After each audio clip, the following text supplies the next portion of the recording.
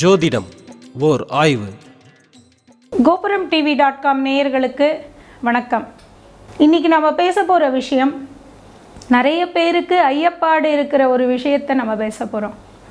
இந்த திருஷ்டி, பில்லி சூனியம், ஏவல் இந்த மாதிரியான விஷயங்கள் இருக்கா இல்லையா அப்படிங்கிறது நிறைய பேருக்கு ஒரு ஐயப்பாடு இருக்குது.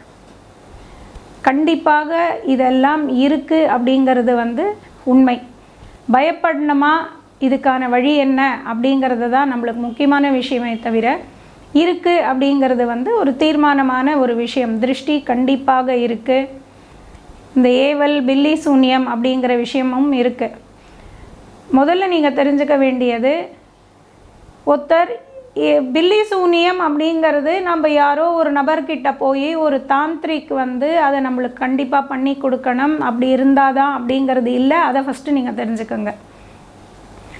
யாராவது ஒருத்தர் இன்னொருத்தருடைய வளர்ச்சி பிடிக்காமல் சதா சர்வ காலமும் இவருக்கு இது நடக்கக்கூடாது, இவருக்கு இது நடக்கக்கூடாது, இவர் முன்னேறக்கூடாது, இவருக்கு இது பண்ணக்கூடாது, இப்படியே ஒரு இது பண்ணிக்கிட்டே இருந்தால் அது it is everything is creating a energy. நம்மளுடைய எண்ணங்கள் ஒரு மண்டலத்தை கிரியேட் பண்ணுது. அப்போது ஒரு பாசிட்டிவ் மண்டலமும் கிரியேட் ஆகலாம். ஒரு சுவாமிஜி கிட்ட நம்ம போயிட்டு வரோம், ஒரு குருமார்கிட்ட நம்ம போயிட்டு வரோம் அப்படின்னும் பொழுது அங்கே ஒரு பாசிட்டிவ் மண்டலம் நம்மளுக்கு கிரியேட் ஆகுது. அது மாதிரி இந்த மாதிரியான எதிர்மறை சக்திகள் இருக்கிற நபர்கள்கிட்ட இருந்து ஒரு எதிர்மறை மண்டலம் ஒன்று உருவாகுது. அது ஒரு பிளாக்காக நம்மளுக்கு உருவெடுத்து நம்ம முன்னாடி நிற்குது. அப்போது நம்மளுடைய வளர்ச்சி பாதையில் ஒரு தடை ஏற்படுது. கண்டிப்பாக இது அந்த தடையை நம்ம நீக்கணும். இதுக்கு அடுத்த ஸ்டேஜ் தான் யார்கிட்டையாவது போய் நம்மளுடைய விவரங்களை கொடுத்து நம்மளுக்கு அந்த பிளாக்கை க்ரியேட் பண்ணுறது. இந்த ஏவல், பில்லி சூனியம் எல்லாமே ஒரு பிளாக் க்ரியேட் பண்ணுற ஒரு விஷயம்தான். இதெல்லாம் பண்ணணுமா அப்படின்னு கேட்டோன்னா மனிதர்கள் கண்டிப்பாக எந்த எதிர்மறையான எண்ணத்தையும் வச்சுக்கவே கூடாது அப்படிங்கிறது தான் சத்தியம். ஒரு எண்ணம் கூட வந்துடக்கூடாது. ஏன்னா எண்ணம் தான் வித்து. நீ என்ன எண்றையோ அதுதான் வித்து. அப்போ அந்த செடி வரும், அது மரமாகும், பழங்கள் பழுக்கும். ஒரு மாங்கொட்டை போட்டால் ஒரு மாமரம் வரும், ஆனால் ஒரே ஒரு மாங்காய் காய்க்காது. 1000 மாங்காய் ஒரு சீசனுக்கும் காய்க்கும். 3000 மாங்காய் காய்க்கும், 4000 மாங்காய் காய்க்கும், ஒரு சீசனுக்கும் காய்க்கும். அப்போது உன்னுடைய விதை ஒன்றே ஒன்று தான். நீ எனக்கு எதிராக ஒரே ஒரு விதை போட்டிருக்க அப்படின்னாலும் அந்த எதிர்மறை சக்தி உனக்கு எத்தனை ஆயிரம் மாங்காவை கொடுக்குது அப்படிங்கிறத நீங்கள் யோசிச்சு பாருங்கள்.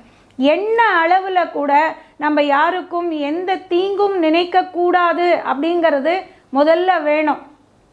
அந்த மாதிரி எந்த எண்ணமுமே எந்த மனிதனுக்கும் கூடாது. சரி, வந்துருச்சு. இப்போ இதிலிருந்து நான் எப்படி மீண்டு வரணும் அப்படிங்கிறது முக்கியம்.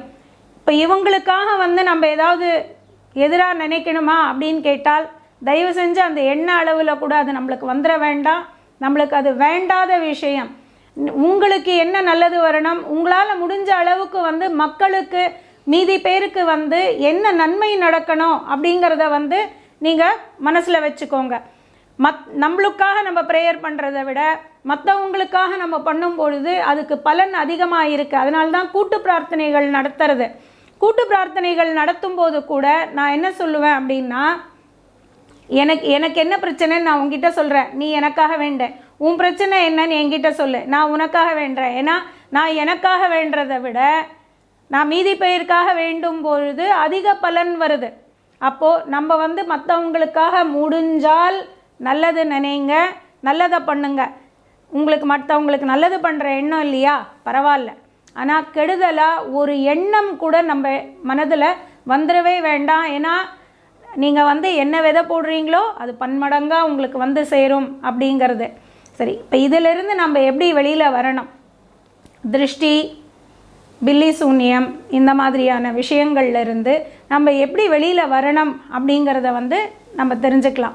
இதுக்கு ரொம்ப ரொம்ப சின்ன மந்திரம் ஒன்று இருக்குது. அந்த மந்திரம் எப்படி எனக்கு கிடைச்சது அப்படிங்கிறதையும் நான் சொல்கிறேன். என்னுடைய குரு ஒருத்தர் சாந்தானந்த சுவாமிகள்னு, அவர் வந்து ராமகிருஷ்ண பரமஹம்சருடைய ஒரு நேரடி சீடர். மடத்தை சேர்ந்தவரில், மடம் இல்லாமலும் ராமகிருஷ்ண பரமஹம்சருக்கு வந்து நிறைய சீடர்கள் இருந்தாங்க. புருஷோத்தமானந்தா மகராஜ்னு வந்து ராமகிருஷ்ண பரமஹம்சருடைய ஒரு நேரடி சீடர். அவருடைய சீடர் தான் வந்து சாந்தானந்த சுவாமிகள்னு. இப்போ 2 வருடம் முன்னாடி தான் வந்து அவர் இயற்கை எழுதினார். அவர்கிட்ட வந்து அவர் ஹிமாலயாஸில் வந்து அவருடைய ஆசிரமத்தில் அவர் தங்கியிருந்தார். அப்போ பக்கத்து ஆசிரமத்திலேருந்து ஒரு சீடர் வரார்.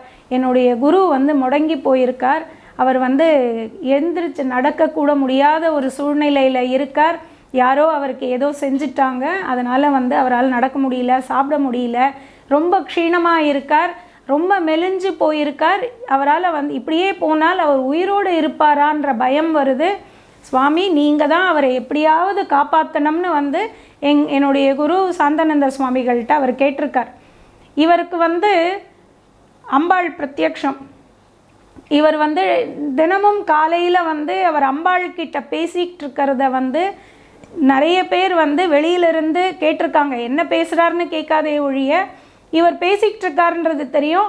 அதுக்கப்புறம் தான் அவங்களுக்கு தெரிஞ்சது உள்ளே யாரும் இல்லை, அம்பாள்கிட்ட தான் இவர் பேசிக்கிட்டு இருக்காருங்கிறது. அப்போ ஏற்பட்டவர் வந்து இந்த பில்லி சூனிய விவகாரங்கள்லாம் நம்மளுக்கு ஒன்றுமே தெரியாது, இதெல்லாம் நம்ம எதுவுமே கற்றுக்கலையே, நம்ம இப்போ என்ன பண்ணணும், இவங்க வந்து கேட்குறாங்களே உதவி, நான் என்ன பண்ணணும்னு கண்ணை மூடி அம்பாளை நினச்சி தான் தியானம் பண்ணுறார்.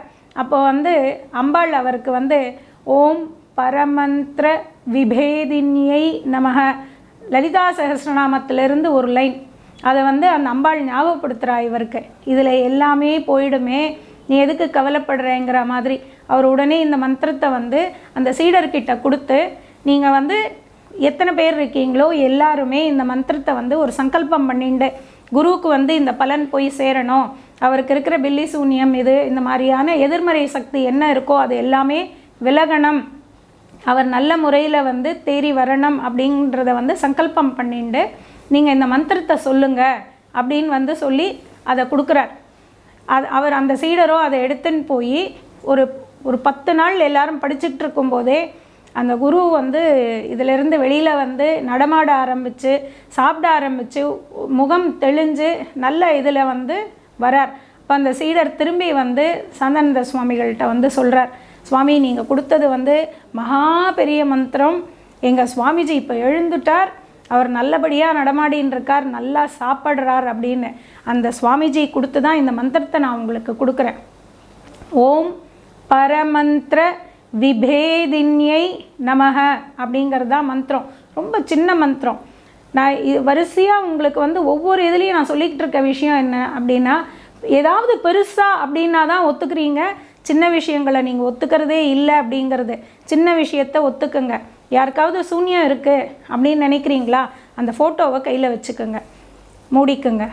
1008 தடவை 11 நாள் ஓம் பரமந்திர விபேதின்யை நமக அப்படின்னு சொல்லிக்கிட்டு வாங்க. அவருக்கு அந்த பில்லி சூன்யம் விலகுதா இல்லையான்னு பாருங்கள். வீட்டில் அந்த மாதிரி ஏதாவது சந்தேகம் இருக்கா உங்களுக்கு, ஒரு டம்ளர் தண்ணி எடுத்துக்கோங்க, மூடிக்கிட்டு ஒரு 1008 தடவை ஓம் பரமந்திர விபேதின்யை நமக சொல்லுங்கள். சில நாள் வந்து 1008 தடவை சொல்லுங்கள், அதுக்கப்புறமா வந்து வேணால் 108 தடவை சொல்ல ஆரம்பிங்க. மூடிக்கிட்டு டம்ளர் தண்ணியில் இந்த மந்திரத்தை வந்து சொல்லிவிட்டு நீங்களும் குடிச்சிட்டு வீட்டில் இருக்கிறவங்களுக்கெல்லாம் வந்து குடிக்க கொடுத்துட்டு வீட்லேயும் வந்து அந்த தண்ணியை தெளிங்க. அந்த சக்திகள்லாம் மாறுதா இல்லையா அப்படிங்கிறத பாருங்கள்.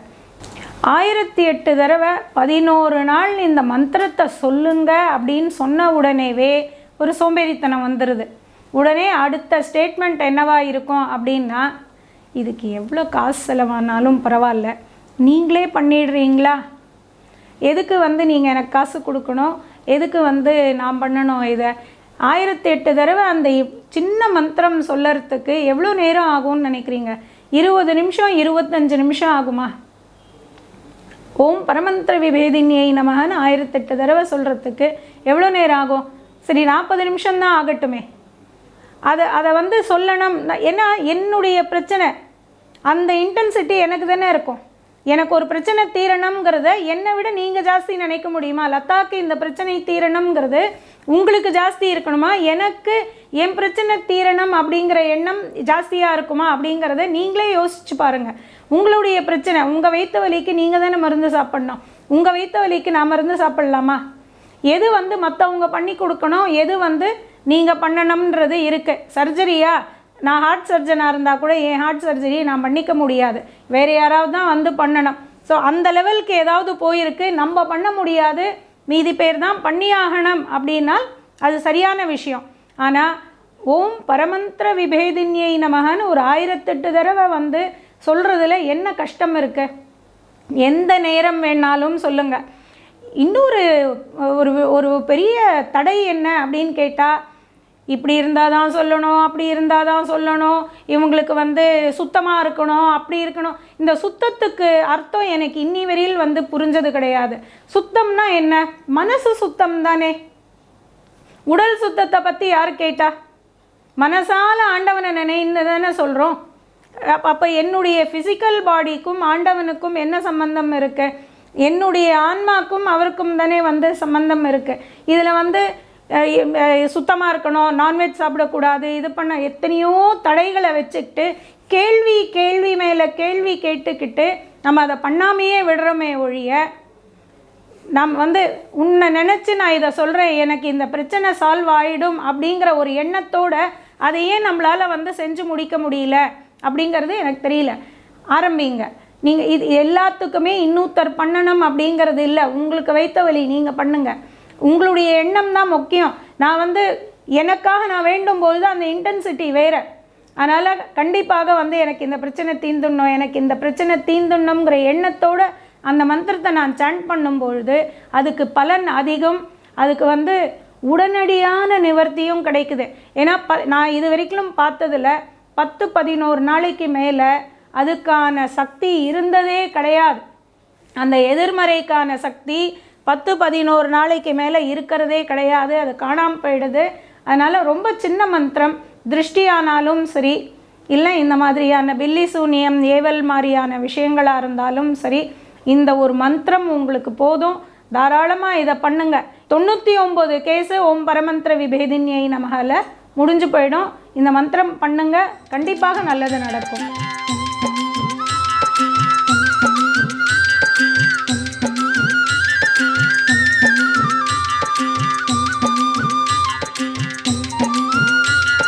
ஜோதிட ஆய்வு தொடரும்.